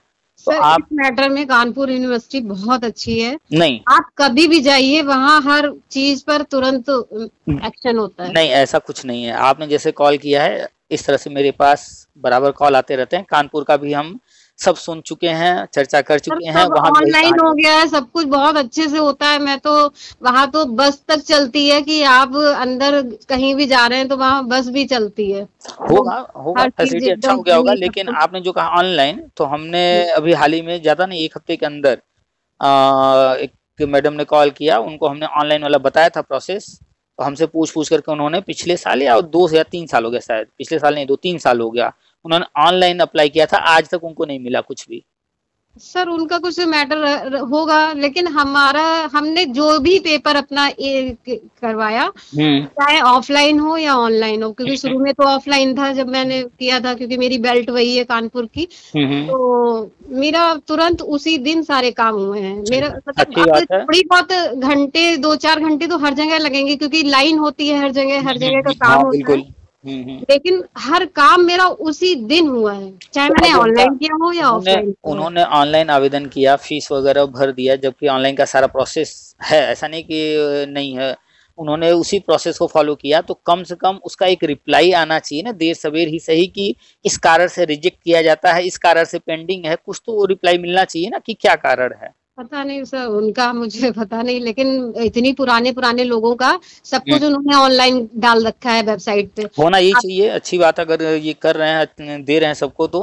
लेकिन हमारे जानकारी में तो कानपुर, हमने एक केस बताया, ऐसे और भी कुछ केस हमने जो है डिस्कस किए हैं कानपुर का ही।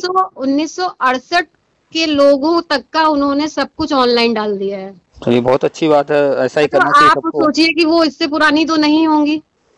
नहीं, वो तो नहीं पुराने जिनसे मेरी बात वही हुई है। चीज है ना कि उन लोगों तक का उन्होंने डाल रखा है, तो अब पता नहीं उनका क्या मैटर है कि उनको ही नहीं मिल पा रहा है। खैर, मैं गई थी तो फटाफट काम हुआ था।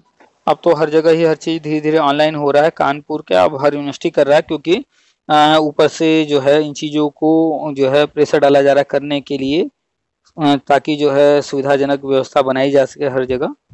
खैर, तो अब आपको 3 चीजों को फोकस करना है। पहला तो एक ये कि आपको डिग्री लेना है, और डिग्री लेने का सिर्फ एक ही तरीका है, आपको माइग्रेशन लेना ही पड़ेगा पिछला वाला, और वो ले जा करके वहां देंगी आप।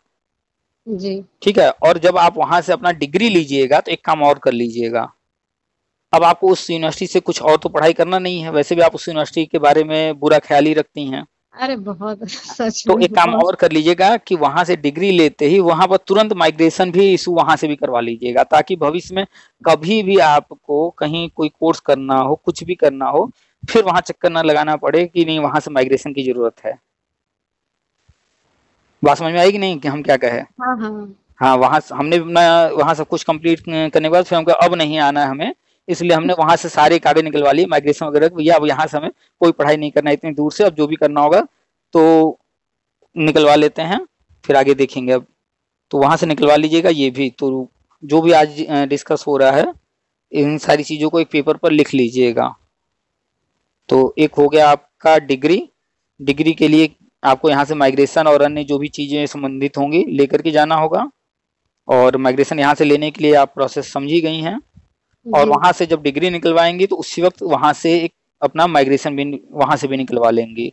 तो आप फायदे में रहेंगे हमेशा, क्योंकि आपको आगे जाकर के जब नौकरी मिलेगी तो आप चाहेंगे कि हम जूनियर के टीचर बन जाएं, हम प्रिंसिपल बन जाएं, और जहाँ प्रिंसिपल की कहानी आएगी तो फिर आपको एमएड वगैरह की जरूरत पड़ेगी, या हो सकता है कि मास्टर डिग्री अगर आप कर रखी हैं तो अच्छी बात है, नहीं की है तो करने की जरूरत पड़ेगी, सर है मेरी मास्टर डिग्री। तो अच्छी बात है।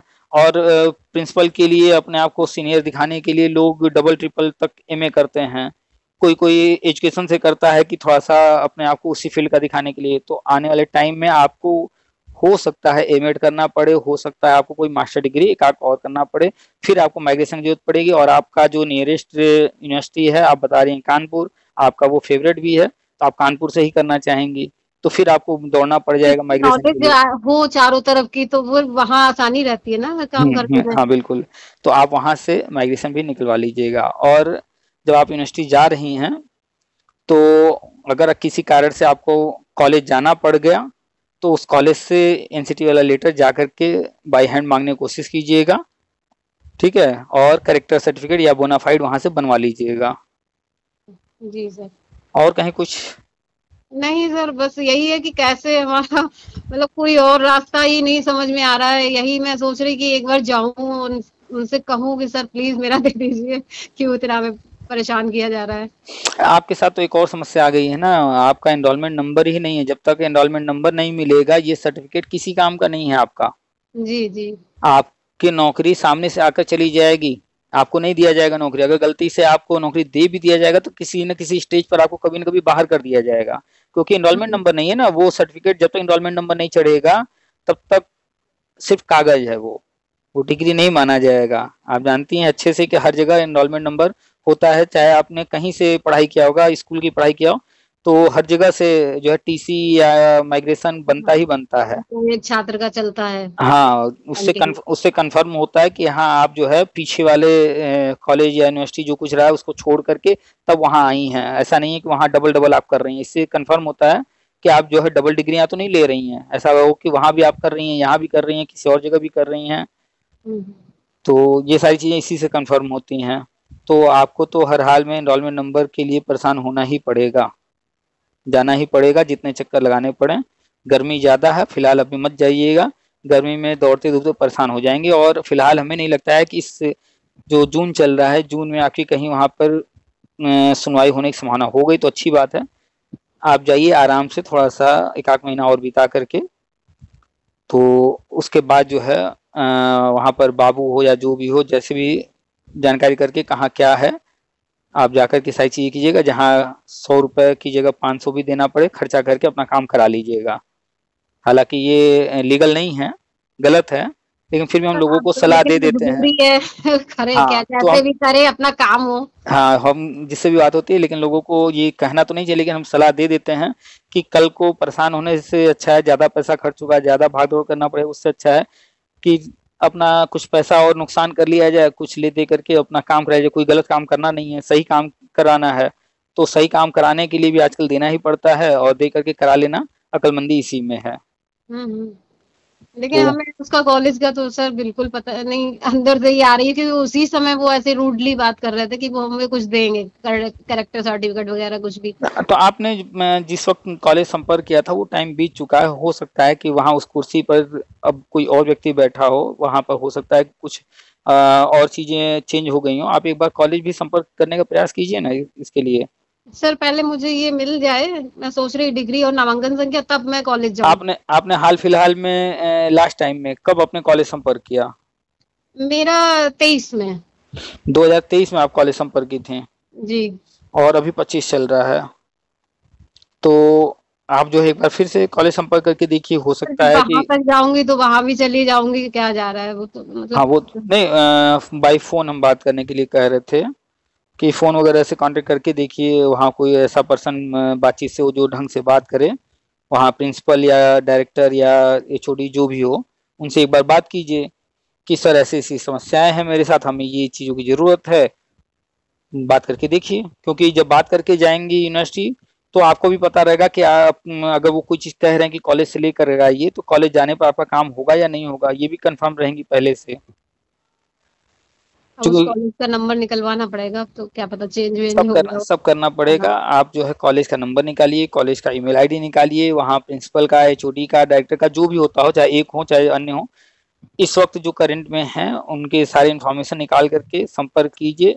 अपना काम है तो सामने वाला चाहे जैसे बात करे, जो भी करे, बात तो करना पड़ेगा, क्योंकि ये काम कराना है। ये सारी चीजें आपको हर हाल में चाहिए ही चाहिए। जी। और आप फिर से आते हैं उस पर, जो बीच में थे आपका, जिन्होंने सब कुछ कराया था, तो आपने उनको सारा कागज दिया था, तो क्या अभी भी कुछ उनके पास कागज होंगे?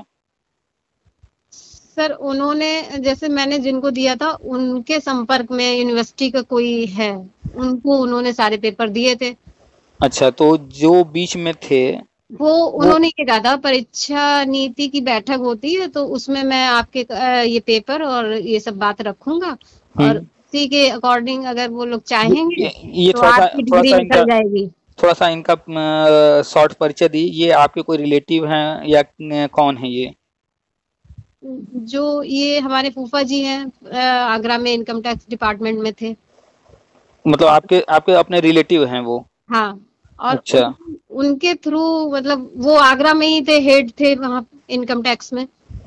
अच्छा, और वो उनके थ्रू हुआ था मेरा एडमिशन, क्योंकि बीएड के संपर्क में कॉलेज में वो जाते आते रहते होंगे या जो भी हो। तो आपके रिलेटिव हैं, तो एक बार उनसे बातचीत आप फिर से करके देखिए वो क्या बता रहे हैं। लेकिन ये कंफर्म रहिए कि यूनिवर्सिटी में आपका माइग्रेशन नहीं पहुंचा है, या पहुंचा है तो मिस हो गया है, या जो भी कारण है, माइग्रेशन के कारण ही एनरोलमेंट नंबर इशू नहीं होता है।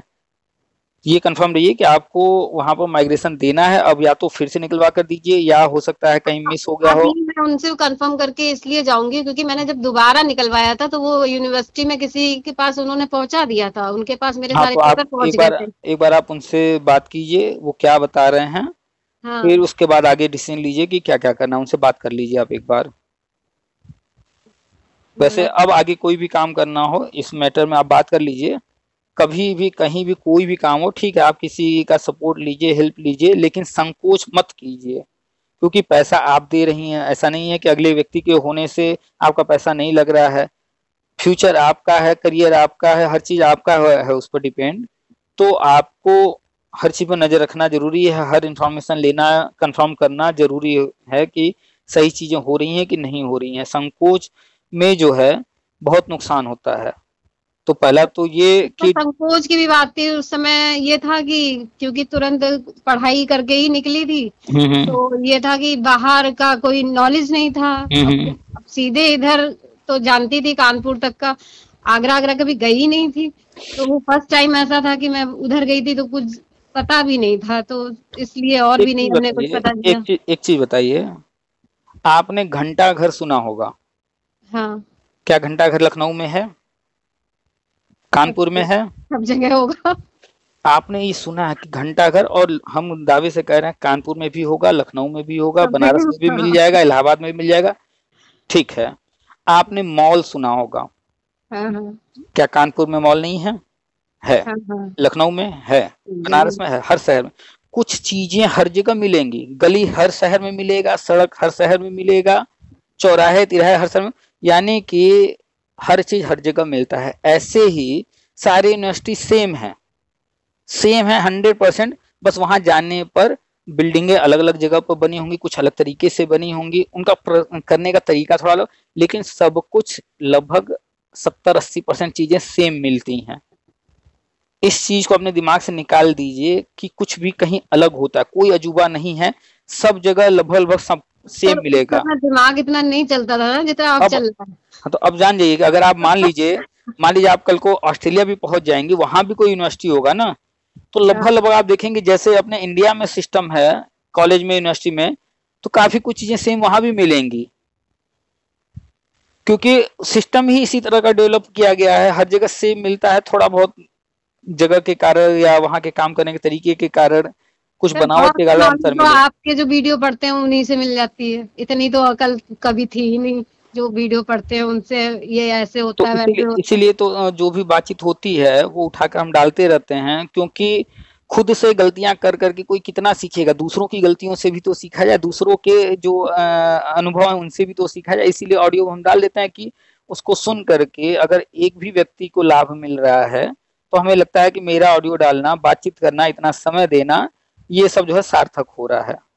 नहीं सर, बहुत आपके वीडियो से तो इतनी नॉलेज मिल गई है कि अब कुछ भी अगर पता करना है तो सीधे साइट पर जाके खोलो, किसी से पूछने की जरूरत नहीं है। हाँ, सबसे पहले तो इंटरनेट का यूज करके ज्यादा से ज्यादा इंफॉर्मेशन हासिल करना। गूगल है, चैट जीपीटी है, यूट्यूब है, अन्य माध्यम है, उनसे इंफॉर्मेशन कलेक्ट करना। उसके बाद फिर आगे के स्टेप्स धीरे धीरे जान लेंगे और एक एक चीजें करते जाएंगे। तो ये चीजें जरूरी हैं कि हम अन्य लोगों के अनुभव से बहुत कुछ सीखते हुए आगे बढ़ते जाएं। तो आप नोट कर लीजिएगा एक एक चीज, और कब क्या कैसे करना है। तो अब पहली प्राथमिकता दे दीजिए कि डिग्री हासिल करना है। जब डिग्री के लिए जाएंगी तो अन्य चीजें भी हो जाएंगी, लेकिन सबसे पहले आप 2 लोग से संपर्क कीजिए। एक जिनके माध्यम से आपका एडमिशन वगैरह हुआ उनसे, इसके बाद फिर से संपर्क कीजिए अपने कॉलेज। दोनों लोगों से संपर्क करने के बाद फिर आगे डिसाइड कीजिए कि कहाँ क्या करना है, कैसे करना है। ठीक है सर, एक चीज और बता दीजिए, ये हाँ। जैसे ये जो ऐप होती हैं, ये गवर्नमेंट से अप्रूव होती हैं, ये हमें किस तरीके से पता चलता है?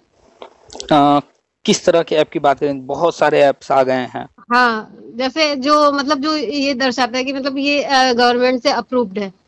देखिए, जो गवर्नमेंट है जी। वो अपना खुद का वेबसाइट बनाते हैं, और कुछ लोग होते हैं उनकी कॉपी करते हैं, हूबहू भी बना सकते हैं कुछ अलग तरीके से। जैसे एक वेबसाइट का नाम हम लेंगे, सरकारी रिजल्ट.com। वो सरकारी नहीं है, लेकिन हम्म सरकारी शब्द यूज किया गया है, तो बहुत सारे लोग उसको सरकारी मान लेते हैं, समझ लेते हैं। हम्म।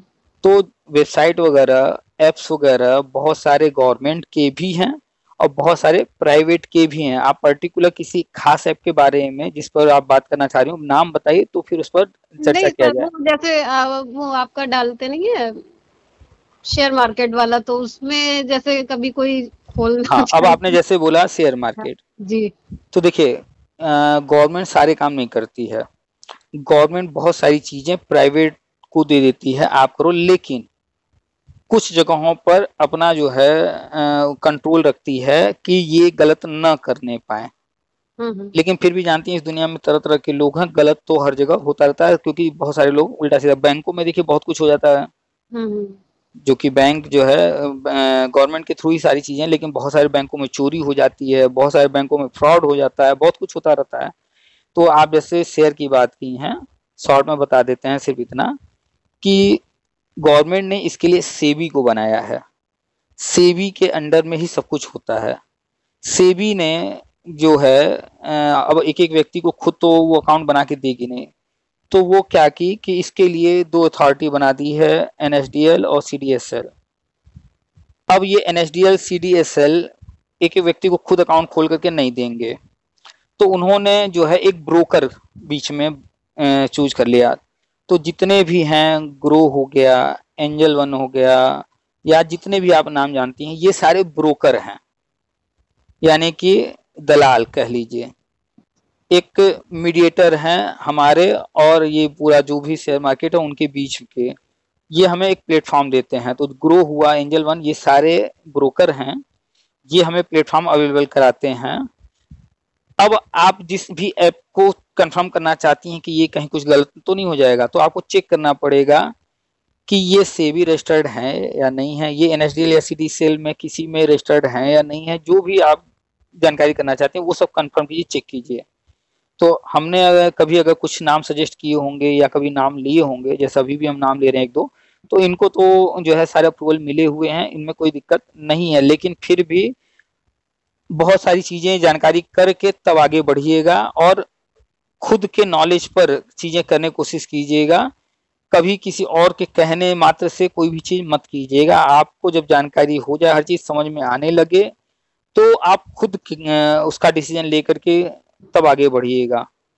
किसी के भी, हमारे या किसी के भी कहने मात्र से कभी कुछ नहीं करना है, ठीक है? तभी तो मैंने पूछा कि ये कैसे अप्रूव्ड होती है, तो मैं तब खोलूं उसको। अच्छा, जैसे एक नाम हम लोगों ने लिया, ग्रो एंजल वन, ठीक है? तो इसमें भी आप जब जाएंगी, या तो मोबाइल में ऐप डाल करके खुद से सारी चीजें करेंगी, ठीक है? तो यानी आप डायरेक्टली खुद कर रही हैं, ग्रो और आपके बीच में डायरेक्ट कनेक्शन बन रहा है, बीच में कोई नहीं है। और बहुत सारे एजेंट हैं, जैसे LIC के एजेंट जानती होंगे, आते होंगे हाँ घर घर LIC करते हैं। तो LIC लेने के दो तरीके हैं, या तो हम किसी एजेंट से काम करा लें, या तो हम LIC का ऐप डाल लें, उसकी वेबसाइट पे चले जाएं, अपना अकाउंट वगैरह बना के खुद काम कर लें। अब कोई एजेंट के माध्यम से हम करेंगे तो एजेंट को भी वो काम कर रहा है तो कुछ कमीशन चाहिए ना, तो LIC उसे कमीशन कुछ तो देगा, तो वो अपनी जेब से तो देगा नहीं। अगर 100 रुपए का काम वो एजेंट कर रहा है और 1 रुपए उसको देना है, तो वो 1 रुपए आप ही से लेगा। अरे मान लेते हैं कि LIC 100 रुपए आपने दिया, LIC ने 100 रुपए आपसे लिया है, LIC का चार्ज अगर 10 रुपए है, आप डायरेक्ट जाएंगी तो 10 रुपए वो चार्ज रख करके 90 रुपए का काम आपका करेगा। वो डायरेक्ट आप गई हैं ऐप के थ्रू या वेबसाइट के थ्रू तब। अब अगर एजेंट आ गया तो 10 रुपए तो LIC को खुद लेना है, लेकिन अब एजेंट को भी अगर 1 रुपया देना है, तो ऐसा नहीं है कि अपना वो 10 रुपए से 9 रुपए कर देगा, नहीं, वो अपना 10 रुपए भी लेगा आपसे, 1 रुपया इनको देने के लिए भी आपसे लेगा। यानी अब आपका जो 100 में से 10 जा रहा था, अब वो 10 के बजाय 11 कट जाएगा, ठीक है। तो अब उसमें से 1 रुपया एजेंट को जाएगा। तो ऐसे ही ग्रो में जो कुछ भी, जैसे कोई म्यूचुअल फंड वगैरह कर रहा है, तो 2 तरह के हैं, एक डायरेक्ट है, एक रेगुलर है। जैसे हम खुद से करते हैं उसका ऐप डाल करके, तो हम डायरेक्ट करते हैं। कुछ लोग जो है एजेंट के माध्यम से करते हैं, तो वो रेगुलर प्लान होता है। तो जो रेगुलर प्लान लेते हैं तो उनको एक्स्ट्रा चार्ज देना पड़ता है। हम डायरेक्ट कर रहे हैं तो हम उस चार्ज से बच जाते हैं। तो ये सारी चीजें सीखनी पड़ेंगी, समझनी पड़ेंगी, और इससे संबंधित यूट्यूब पर बहुत सारे वीडियो हैं। एक वीडियो आप देखेंगी, उसमें जो समझ में आया उसका भी नोट्स बनाइए, जो नहीं समझ में आया उसका भी नोट्स बनाइए कि ये चीज हमें समझना है। फिर उनमें से एक एक चीज को समझने के लिए सर्च करना शुरू कीजिए और उससे संबंधित फिर वीडियो देखिए। फिर उसमें जो समझ में आता है उसको भी लिखिए, जो नहीं समझ में आता है उसको भी लिखिए अलग अलग, और फिर जो नहीं समझ में आया है उसको समझने के लिए फिर से सर्च कीजिए। ऐसे करते करते आप मास्टर बन जाएंगे। सीखने का सबसे आसान तरीका हमने बताया। थोड़ा सा ये टफ भी है, क्योंकि एक क्रम से हर चीज नहीं मिलेगा आपको। सर्च करते वक्त कोई चीज जो बाद में मिलना चाहिए, नहीं, 2 शेयर हमारे हस्बैंड डाल रखे हैं। एक बार मैंने आपसे बात की थी तब बताया था। 2 में चल रहे हैं, तो वो ये कह रहे थे तुम इसमें दिमाग खर्च मत करो। मैं 2 में डाल रहा हूँ, वही बहुत है। अच्छा, बस हाँ, इसमें ज्यादा दिमाग मत लगाइए, सही बात है। हाँ। तो वो जो कुछ भी कर रहे हैं ठीक है। तो आपने 2 क्या बताया, SIP है, म्यूचुअल फंड है, शेयर है, क्या है? इनके शेयर है शायद, एक तो ब्लू चिप करके है। ब्लू चिप आप बोल रही हैं, इट मीन्स वो SIP कर रहे हैं। SIP होगा। एक और है फ्लेक्सी पे। हाँ, ये दोनों ही आप जो बोल रहे हैं ये म्यूचुअल फंड है। और म्यूचुअल फंड में जब हम मंथली जमा करते हैं तो उसको SIP बोलते हैं, सिस्टमैटिक इन्वेस्टमेंट प्लान। तो वो कर रहे हैं, करने दीजिए, और वो सही चीज कर रहे हैं, करना होगा। जैसे आपका जब शुरू में वो चैनल आपने स्टार्ट किया, हाँ, तो आपने ये सब डाला, तो मैंने उसमें सब कुछ सर्च कर करके उसके वीडियोस और जगह से ले लेके सुने और देखे और करे। तो मैंने कहा मुझे शेयर लेना, तो कह रहे शेयर लेना है तुमको, ये कीड़ा कहाँ से काटा? तो मैंने कहा नहीं, वो इन्वेस्ट नहीं करेंगे कहीं भी, अब हम शेयर खरीदा करेंगे। नहीं, हमारे शेयर लेना ये फर्स्ट स्टेज नहीं है। शेयर खरीदने उस समय इतना, मतलब वीडियो भी देख लिए थे, लेकिन इतना ठीक है, आप वीडियो देख लें, लेकिन हम तो इतने साल से कर रहे हैं। हम खुद जो है शेयर की तरफ अब नहीं जाना चाहते हैं, क्योंकि उसमें टाइम देना पड़ता है, आपको दिमाग लगाना पड़ता है, नजर रखना पड़ता है। शेयर फिलहाल हमें लगता है कि जो SIP वगैरह करते, जिनको 5 साल हो चुका हो, 5 साल के बाद शेयर की तरफ जाएंगे तो उनके लिए बेहतर होगा। आपने 2-3 SIP करने के लिए भी उसमें डाले हुए थे? चूंकि अभी हमें टाइम नहीं मिल रहा है, इसलिए उस पर हम और कुछ काम नहीं कर पा रहे हैं। आगे हो सकता है फिर करें तो इन्फॉर्मेशन, लेकिन अभी आप शेयर की तरफ मत जाइए। हम किसी को भी शेयर में डायरेक्ट जाने के लिए सजेस्ट नहीं करते हैं। जैसे हमने भी किया नहीं, हमने आपका वो देख के फिर मैंने उनको बोला। हाँ, ये अच्छी बात है कि आपने देख करके सीखा बहुत कुछ। तो वो बोले अभी तुम्हारे पास बहुत काम है, बच्चा भी है, घर भी है, और तुम अपने पे ध्यान दो, और ये कहाँ तुम किस लाइन में जा रही हो? तो मैंने कहा नहीं, वो अब हम थोड़ा सा इधर भी दिमाग खर्च करेंगे। और हम उस समय पता नहीं कीड़ा काट गया क्या, मैं आधा दिन इसी में निकाल देती थी। नहीं, अच्छी बात है कि कोई चीज अगर आपका इंटरेस्ट जग गया है, उसको आप सीख रही हैं, आप अन्य चीजों को मैनेज करते हुए इसको आप सीख रहे हैं, तो सीखने के पर्पज से आपने किया, ठीक है। लेकिन अभी आप तुरंत मैदान में कूदिए नहीं, जैसे गाड़ी चलाना कूदे, वो क्योंकि इकोनॉमिक्स मेरे पास भी था ना, BA तक मैंने भी रखा। अब आप बताइए, कोई मोबाइल में देख करके गाड़ी चलाना सीख ले और उसको फिर गाड़ी दे दिया जाए, तो क्या वो गाड़ी चलाएगा पर एकदम सही चला पाएगा या एक्सीडेंट करेगा? नहीं, एक्सीडेंट करेगा, तो निश्चित होगा। क्योंकि निश्चित उसने होगा। उसने प्रैक्टिकल नहीं किया है। हाँ।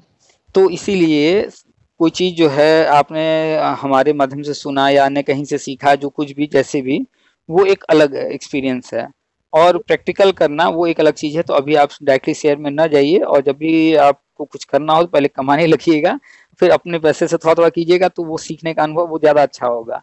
हाँ, तो वो हमने कहा ये है, तो बोले तुम्हें पता भी है आजकल कितना फ्रॉड चल रही हो, तो हाँ हाँ। ये वाली जो ऐप है वो हम्म। अप्रूव्ड है, मुझे अच्छे से बताया क्योंकि मैंने आपका देख रखा। हाँ अब जब फ्रॉड। इतना आगे, मेरे हस्बैंड कहते हैं इतना आगे बढ़ी गई हो तो अपने आप ही सब करो, फिर मैं कोई आपकी हेल्प नहीं करूंगा, आप अपने आप करो। तो जब नहीं नहीं, मैंने दो का इस नाम पर लिया। जो है, इस पर हम फ्यूचर में आगे ये जो चैनल है उसको कंटिन्यू करेंगे। हाँ पहले जॉब हो जाए सबकी, सब लोग कमाने लगे, इतना कमाने लगे कि थोड़ा सा 1-2% ही सही रिस्क लेने के लिए तैयार रहें, क्योंकि ये पूरी तरह से रिस्क पर डिपेंड है। जी। आप बैंक में पैसा रखती हैं। और थोड़ा सा लॉन्ग टर्म टर्म वाला भी है तो आदमी इतना तो चलिए, ये जी। सब करने के लिए अभी बहुत समय मिलेगा। अभी जो वो कह रहे हैं उनकी बात को मानिए, और अभी इधर तभी फोकस तो मत। कुछ नहीं आगे बढ़ी, फिर चुप ही रह गई क्योंकि एक जो था, फिर तभी तो ये बात खुली कि ये भी एसआईपी कर रहे हैं। पहले मैं बता ही नहीं था कि इन्होंने 2 में कर रखी है। अच्छा, हाँ भाई, हाँ। देखिए, भले दिखने को दिखता हो कि महिलाएं ये करती हैं, महिलाएं वो करती हैं, बहुत सारे काम करती हैं, सारी चीजें, लेकिन एक चीज जानिए कि जो पुरुष होते हैं किसी भी फैमिली के, आपके फैमिली के, हमारी फैमिली के, या किसी के भी, उनके माइंड में बहुत सारी चीजें चल रही होती हैं, जो आप दिन रात उनसे चर्चा करेंगे, बात करेंगे, वो बात नहीं करते हैं, वो चर्चा नहीं करते, हर बात बताते नहीं हैं लोग। मेल नहीं, पर्सन का क्या ये नहीं कहानी है, बताया वो था क्योंकि करते अब सब कुछ इसी है। काम में है ना, सीए ऑफिस में ही है हमारे हस्बैंड।